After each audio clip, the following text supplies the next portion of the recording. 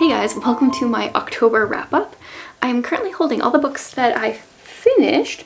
Actually, one of these was a DNF, but other than that, I read all of these books in the month of October. I don't know, I just hit my reading stride this month, which is good because I feel like it was a dry spell there for a bit, and I'm hoping November just keeps going so well. So this month I filmed clips of all these books, my thoughts on these books after I read them. So we will dive into that and then I will hop back in at the end. So my first book of the month is Lay Your Body Down.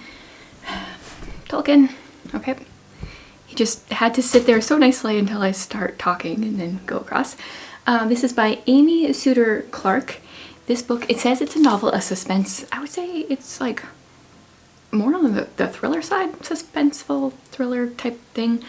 In this one we follow Delilah. Now he wants to go out. Let's try that again. In this book we follow Delilah. She's 26, and I think about 6 years prior or something like that, she left her hometown. She grew up in this kind of close-knit community where most of the people attended this certain church, and she has had some negative experiences in the church, which we kind of uncover throughout the book. Now I say this is a thriller, but it's not like a scary kind of thriller as much as it is, like, I never really understood the whole psychological thriller thing, but I would put it more as like that slash honestly like an emotional thriller. So at the beginning of the book, right in chapter 2, her boyfriend breaks up with her. Her roommate tells her her boyfriend's moving in, so she's kicked out, and she finds out that her ex-boyfriend was murdered or killed in a hunting accident, and she finds out via Facebook. So a lot happens right at the beginning. She ends up going back to her hometown. She vowed she would never go back to this church that she grew up in, but she goes for this guy's funeral. He was her ex, and she kind of definitely still loved him a bit. And then at the funeral, his parents kind of pull her aside, and they didn't go to this church that she grew up in, but they are saying like they're covering something up. He was hunting with a buddy, and no one will say who he's hunting with. Like there's something shady going on. They think, maybe not necessarily that he was murdered exactly, but they definitely think the church is covering something up, and they want Delilah to kind of investigate a bit because she was part of the church. People maybe they think will talk to her more than they will talk to them since they weren't part of it. And then interspersed in each of these chapters are blog posts from years prior. So it takes a while before we figure out, I think, who's writing the blog posts, so I won't say. But there are these blog posts based off of a talk that their pastor gave young girls. So like when they were in high school, they all got like the Noble Wife talk. Like it was I think like a 2-year kind of like course that they took, maybe weekly-ish, where they learned to be good wives and what a good wife looks like, and it's all based off of Proverbs 31. And these blog posts are interspersed. This book was so twisty. Thank you so much to Sherry. She's one of my subscribers for recommending this to me. She replied to my bookish newsletter and recommended it. And she totally had me when she said it wasn't like cultish, but had legalistic tendencies. I can't remember the word she used, but I would put this down as cultish. It definitely felt like that. It had so many twists. There are like trigger warnings for almost everything under the sun. I think they were well done, but there was a lot that was going on in this church that gets revealed, and I think it's not overly graphic. Like there's a couple things maybe, but for a thriller, like it's not. But they talk about a lot of different things that happened, and I kept thinking like I kind of knew where I was going, and then there would be like a twist, and then I thought I knew where I was going, and there was a twist, and I really enjoyed it. It was so messed up, like, but well done.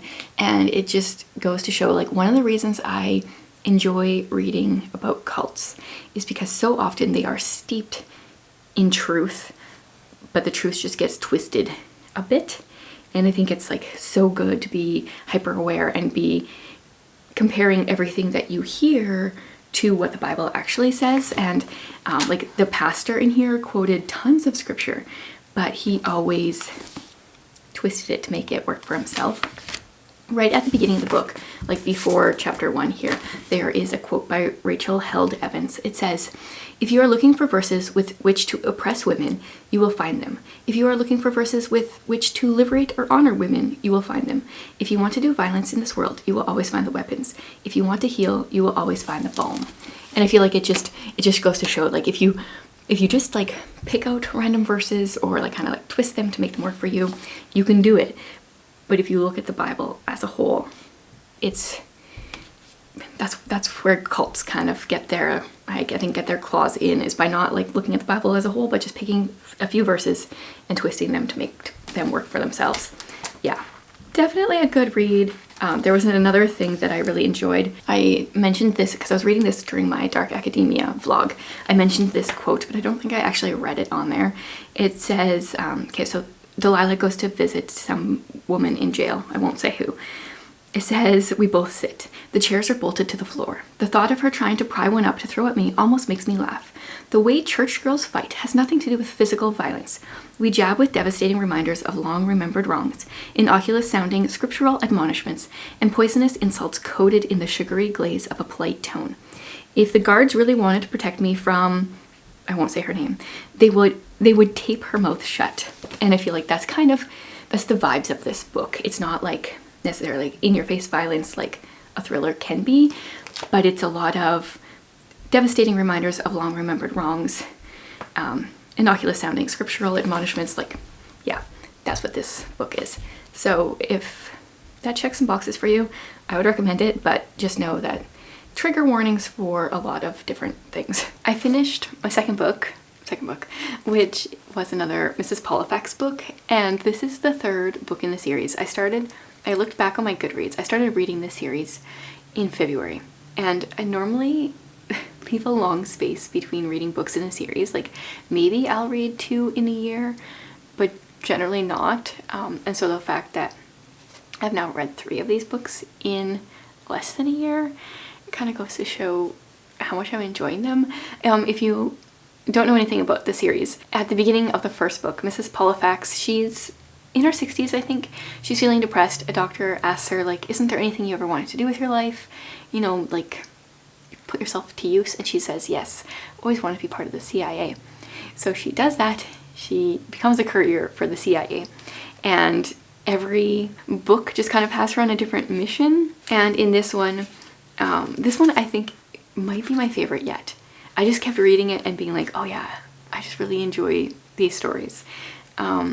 In this one, Mrs. Pollifax goes to Bulgaria, and at this point it was an Iron Curtain country, so it was like a very closed country. She had to check in, like the government like knows that she's there, and there's like people that are supposed to like take her around and stuff. Like, she's kind of supposed to be watched the entire time, and Mrs. Pollifax is always giving them the slip. And I just, man, it's just such a fun series. A lot of people say it's like a cozy mystery series. I feel like it's not really mystery so much as espionage, but I can understand the wanting to call it a cozy mystery series. Definitely have enjoyed it. Every book seems to have a scene where someone just admits their surprise at Mrs. Pollifax. Like this one, I think I read something similar in book 2. This one, someone says, "I have one thing to say. You look like a nice old lady. Really nice. Really kind, sweet, gentle. You are not nice." Oh, and I love that about Mrs. Pollifax, like, because she's on the older end, especially for like someone working for the CIA, and she's had a fairly cushy life. She always wears like hats. It always talks about her like ridiculous hats that she wears. She gives across a very different persona than like what she's doing, and what like she's really actually smart, and has very creative ways to get people out of situations. So in this one, they had an agent that left, where did I say it was? Bulgaria? Is that what I said? Wherever it was. So she is going to go into the country to send a message to someone, to try to get in contact with someone, and then bring some false passports over so they can get some of their guys out of the country. And then on her way in, I forget where she was in an airport in Europe, and she ran into like this group of probably university students that were like on their summer vacation. They're hopping around from country to country. They're all rich. And she talks to this one guy who is sick, and he really doesn't want to go to Bulgaria, but he's gonna go because his friends are convincing him. And like Mrs. Pollifax just kind of pays attention to him, listens to his story a bit, and I love how people just confide in her because she's just an old lady, so unassuming. And yeah, once again, just love the series. Some people ask me if you need to read the series in order, and I would strongly suggest starting with book 1 because that gives the background on how she gets started, gets you introduced to some of the characters in the CIA that kind of come up in each book. But I think other than that, you don't have to read them in order. I'm going to, but I think after book 1, so far, they could have been read out of order. So this was book 3, and then now I own 4, 5, 6, so I can like breeze through them whenever I want because they're just sitting on my shelf.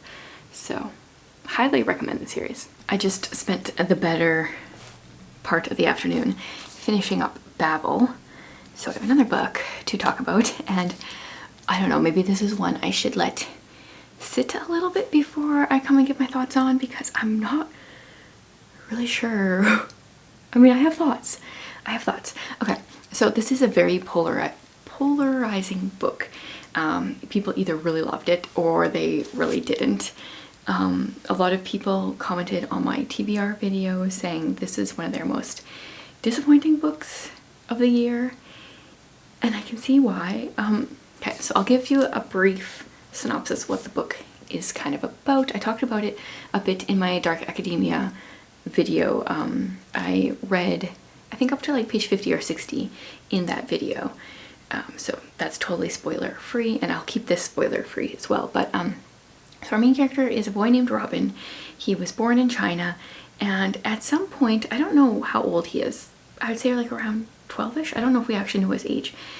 His mother dies, and this man, this English man, comes to the house where his mother has just died, and he's like lying sick on the bed as well. Everyone else in the household is dead, and does something magical to him and pretty much takes him on a boat to England, and there he is trained as a scholar of languages.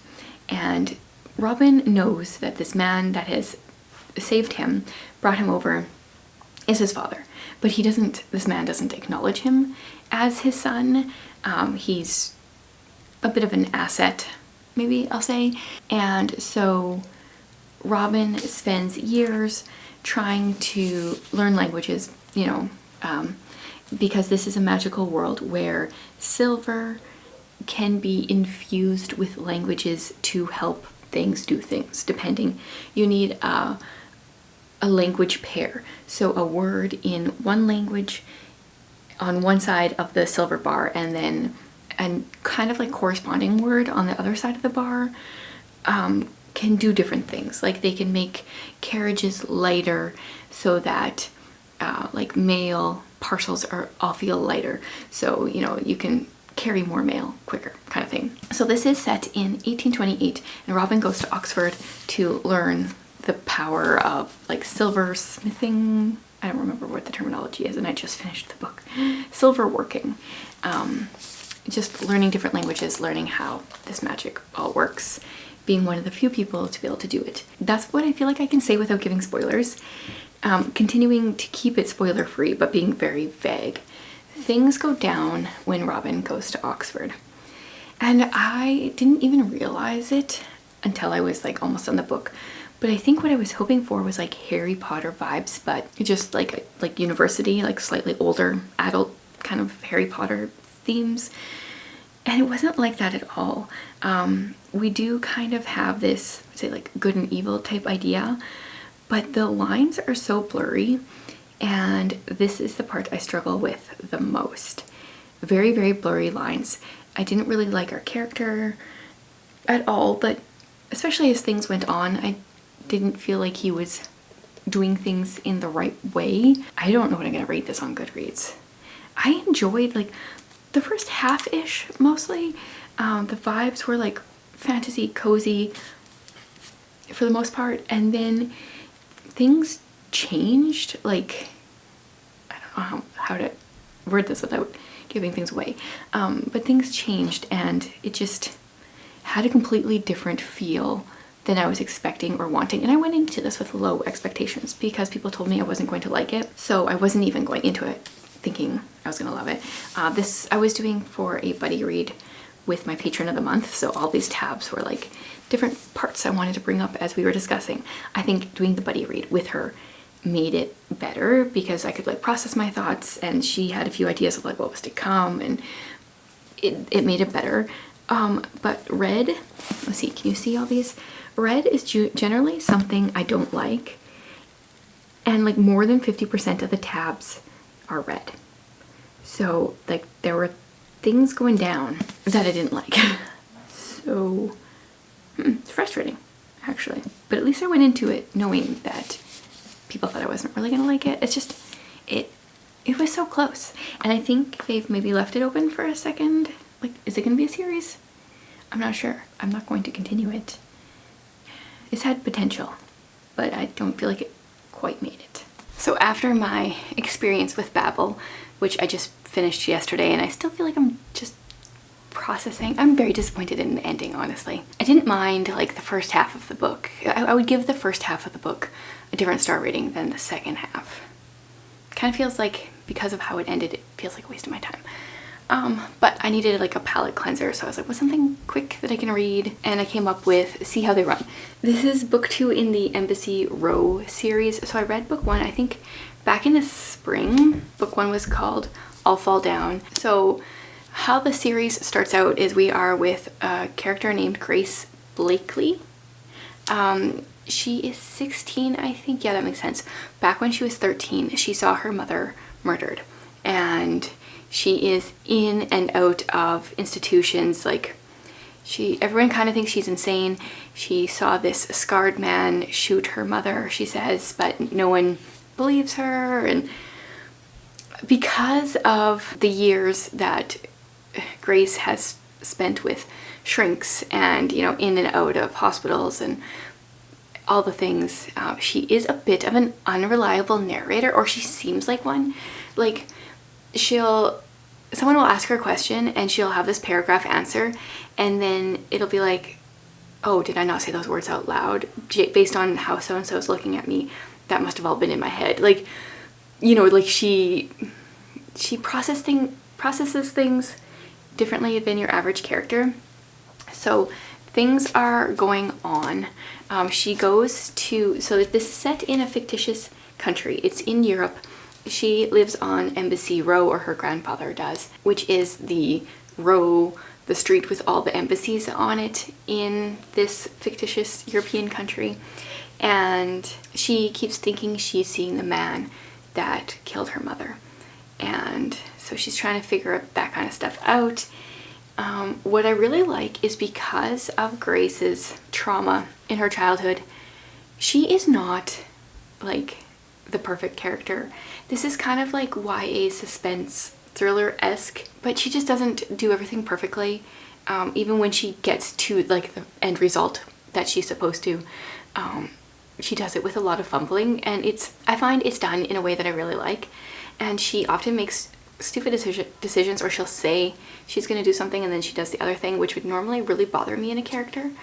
But the fact that she's admitting to herself that she doesn't know if she's actually going to follow through with this, because like she knows she's a bit unhinged, I really enjoy it. And this series is so much deeper than I thought it was going to be. Like, when I read the first book, because I read it because my daughter wanted me to read it, I was like, oh, I didn't know we were going to go there. It goes really deep, and now I just kind of want to continue on to book 3, but I don't own book 3, so I've requested it from the library. I might get to it soon. They are definitely the kind of books that if you have them available to you, you could very easily fly through all 3 really quickly. I read this one in less than 24 hours, and it's like 320 pages. It's just that fast paced. So I really enjoyed it. You know how sometimes you just like fly through a bunch of books? That's me right now. I finished A Forgery of Roses. This is like a fantasy book with like mystery thriller vibes and a little bit of like a gothic slash classic remake going on. It has a lot of things happening. This was a really good book. So this is about Myra. I just finished it, like you'd think I'd remember. Who, she has a gift. She is an artist, and she has a gift that she can paint something as she sees it, and then you let it dry and you repaint the thing the way you want it. And so she can change people and their appearances and like injuries based on just being able to paint them. But the guy that's in charge, I forget what he is already, you know, like the governor, he is strongly opposed to this kind of magic, and so she has to hide it. And at the beginning of the book, the governor's wife comes into the art studio and commissions Myra to paint her dog, and Myra does, and her magic, she's never really been trained in it, so she can't really control it overly much. She ends up healing a little scratch on the dog's foot, and the governor's wife realizes that she's one of these, she's a prodigy, she can heal people, and with that comes a proposition for Myra to bring the governor's dead son back to life. And this book, yeah, I thought it was going to be different than it was, but I did enjoy it. There's so much mystery. Myra, part of being able to fix an injury, a part of it is being able to like know what happened, and there's definitely some mysterious things surrounding the death of the governor's son, so there's a lot of investigation happening. It was so weird, the mashup of fantasy and mystery and all the different things. This was recommended to me by one of my subscribers. She said it was like a gothic fantasy, and I would agree with that, but I don't think the gothic vibes really come to like the second half. But yeah, this was a very random book for me, but I enjoyed it. My hair is still wet, which bothers me a lot when I'm filming because it ends up just looking greasy, but I promise I just had a shower and it's just still wet. Anyway, I finished Lumen last night. This is book 2 in the Nightingale trilogy. Yeah, that's what the series is called. And I have mixed feelings. This is a like fantasy dystopian series where like our current world was many years before and people have kind of forgotten stuff about it. And the current world that is in this story, people have these different powers. Not everybody, but certain people are called alters, and they have certain powers. And our main character, Stephanie, she is a mem, and her power is when she touches skin, someone else's skin, she can kind of like go into their mind and see what they've done in the past, and alter things. She can remove memories or like numb memories, and because of this she also has like this ability to like knock people out somehow. I really enjoyed book 1.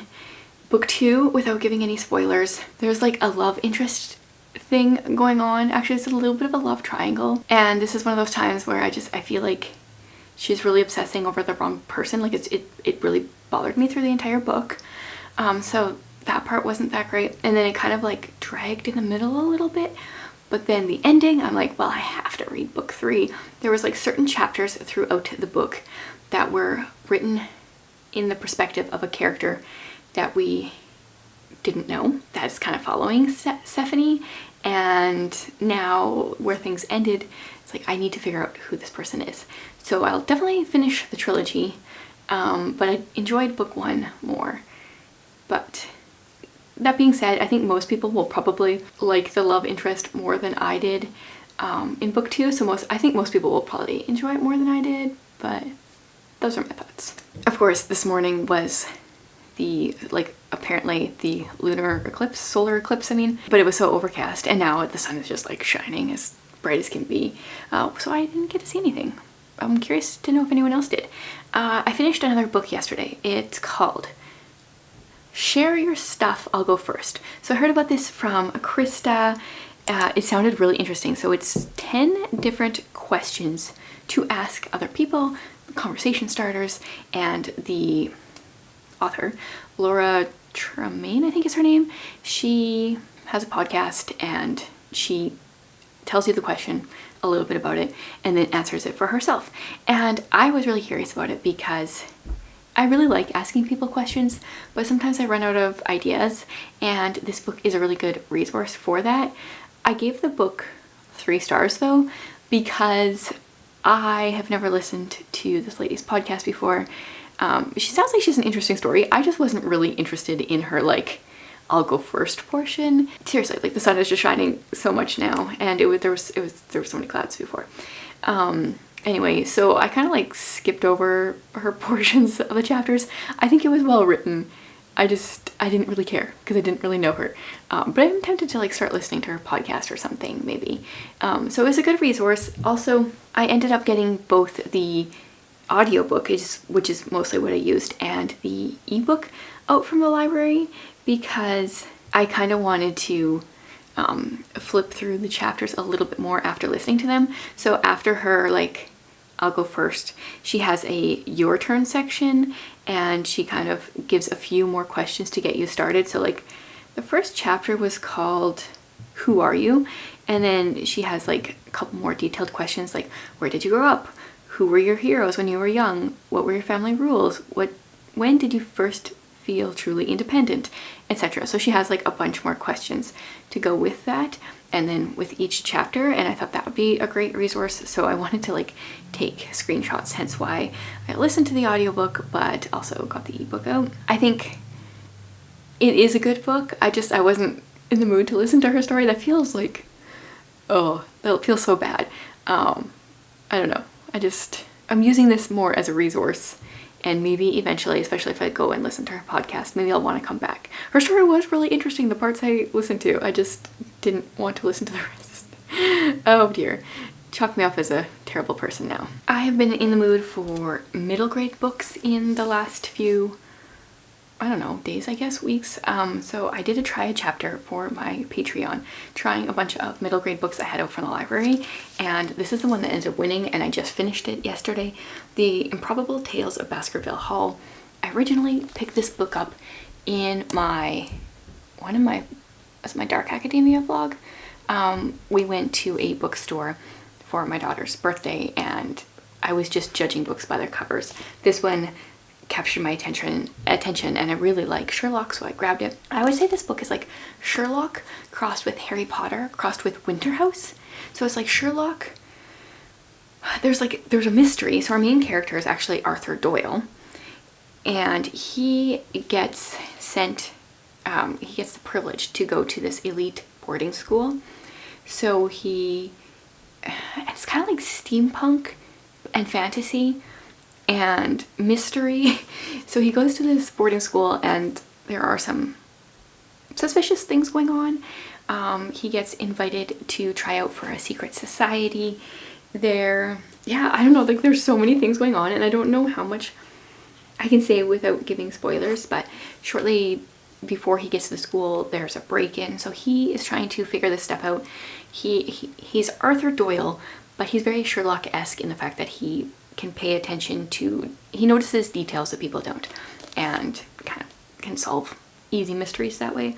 So he wants to figure out who broke into the school and why, and yeah, it was fun. This is going to be a series. I think book 1 just came out this year, so I haven't looked up any more information on, almost dropped it, it continuing or anything, but I really enjoyed it. Yeah, like I said, Sherlock crossed with Harry Potter crossed with Winter House. So if you're ever in the mood for that, this one would be a good one.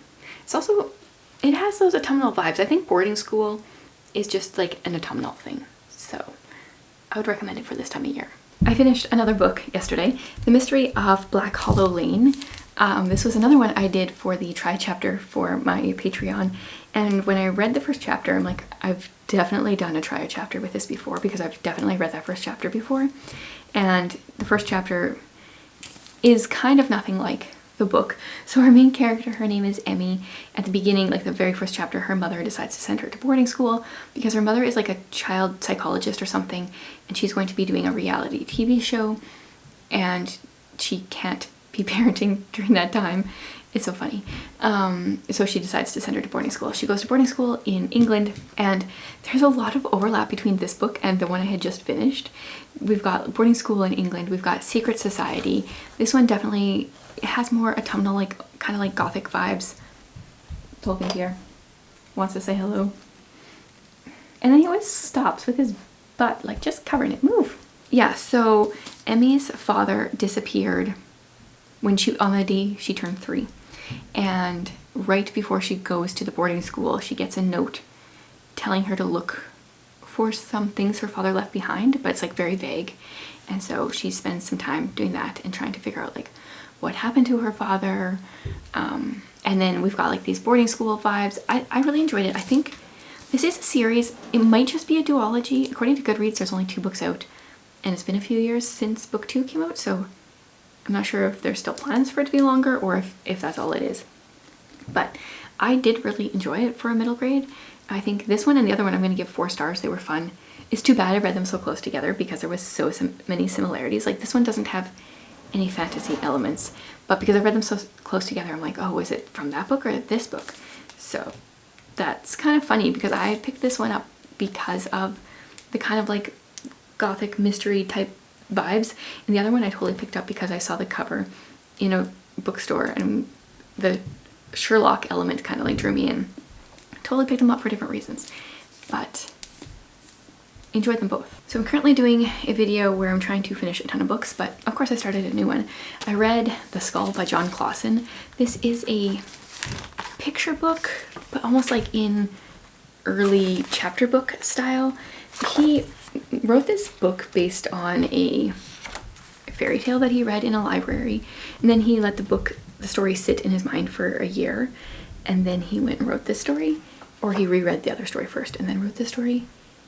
And his idea of it is quite, I don't know, it depends on your kids, I guess. I wouldn't really put this down as little kid friendly. It's a little creepy, a little excessively creepy, maybe.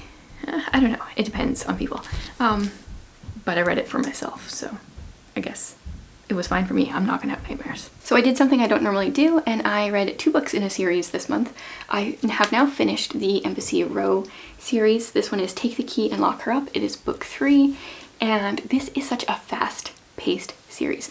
Allie Carter writes first pages of a story and last pages probably better than almost everyone I've ever read. I think I need to go parent and then I will come update. Okay, so book 1 ended on such a cliffhanger. Book 2 ended on such a cliffhanger. And I feel like we had some great resolution in book 3. I love that our narrator, Grace, our main character, is a bit of an unreliable narrator. Like we know I think she's 16 in the book. We know she spent the last like 3 years in a mental hospital, and she knows that she is unreliable. Like she questions her own thoughts and her own decisions. And I really enjoy unreliable narrators, but often you can't say in a book when they are or when they aren't. But when they've spent time in a psych ward, you always kind of like wonder if they're making the right decisions. And yeah, really enjoyed it. I don't remember what I all said about the second book, so I won't talk about it too much. But if you're looking for like suspense without a lot of high stakes, but also it is, she does touch on many hard, deep topics. I don't know, but I really enjoyed it. If you guys have read this series and you have other recommendations that are similar, let me know, because my 13-year-old daughter loves it, and I'm trying to find more books like this for her. But either they're too YA or too graphic, or like, I'm struggling. But if you have more, she wants high stakes. She wants people to die.